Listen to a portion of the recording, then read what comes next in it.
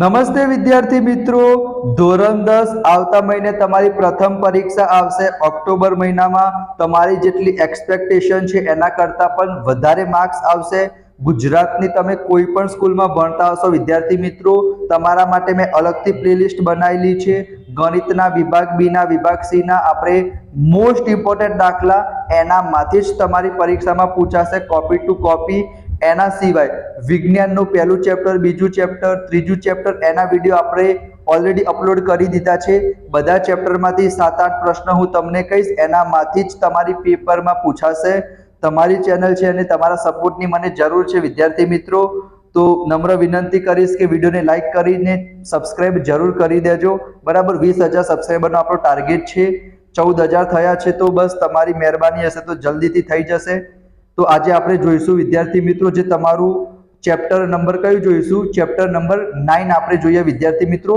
7-8 પ્રશ્નો હું તમારી સાથે શેર કરું છું, બરાબર। ચલો, પહેલો પ્રશ્ન છે પ્રકાશનું પરાવર્તન એટલે શું અને એના પ્રકારો।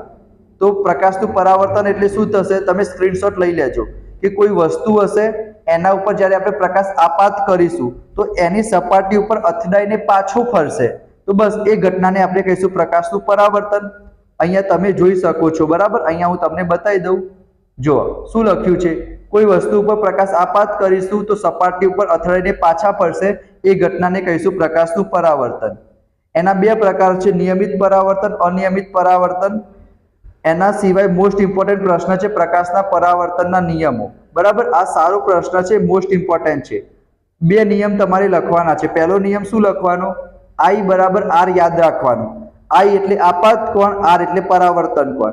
આપાત કોણ અને પરાવર્તન કોણ શું હશે, સમાન હશે। હું તમને આકૃતિ બતાવીશ એટલે તમને ખબર પડશે। અને બીજો શું છે, આપાત કિરણ, પરાવર્તિત કિરણ અને લંબ, બરાબર। જો તમને 3 વસ્તુઓ યાદ રાખવાની છે, આપાત કિરણ, પરાવર્તિત કિરણ અને લંબ, આ એક જ સમતલમાં હશે, બરાબર। આખું યાદ ના રહેતું, અહીંયા તમને આકૃતિ પર બધું દેખાઈ જશે।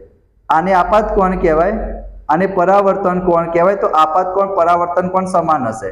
અને બીજું શું કીધું તમે, આપાત કિરણ, પરાવર્તિત કિરણ અને આ લંબ, આ એક જ સમતલમાં હશે। આકૃતિ તમારે દોરવી હોય તો દોરી દેવાની, સ્ક્રીનશોટ તમે લઈ લો। પરાવર્તનના નિયમો, વક્રીભવનના નિયમો, આ બેમાંથી એક તો તમારી પરીક્ષામાં પૂછવાના સૌથી વધારે ચાન્સીસ છે। આ વક્રીભવનના નિયમો જોઈ લો, અહીંયા પણ થોડુંક એના જેવું જ છે।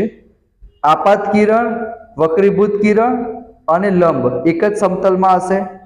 એના સિવાય આપાત કોણના સાઇન અને વક્રીભૂત કોણના સાઇન, એનો ગુણોત્તર અચળ રહેશે, જેને આપણે સ્નેલનો નિયમ પણ કહીએ છીએ। અહીંયા તમે જોઈ શકો છો, સ્ક્રીનશોટ વિદ્યાર્થી મિત્રો તમે સરસ મજાનો લઈ લેજો।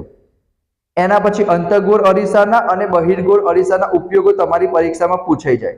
અંતર્ગોળ અરીસાના અહીંયા બહુ બધા ઉપયોગો લખેલા છે, ટોર્ચમાં, સર્ચ લાઇટમાં, હેડલાઇટમાં, દાઢી મેકઅપમાં, ચહેરાનું મોટું પ્રતિબિંબ જોવા, દાંતના ડોક્ટર ઉપયોગ કરશે, સૂર્યપ્રકાશને કેન્દ્રિત કરવા, કાનના ગળા જેવા ભાગોની તપાસ કરવા, દૂરબીનમાં, બરાબર। તમને જે પણ યાદ હોય 5-6 તમારે અલગ અલગ પોઈન્ટમાં લખી દેવાના।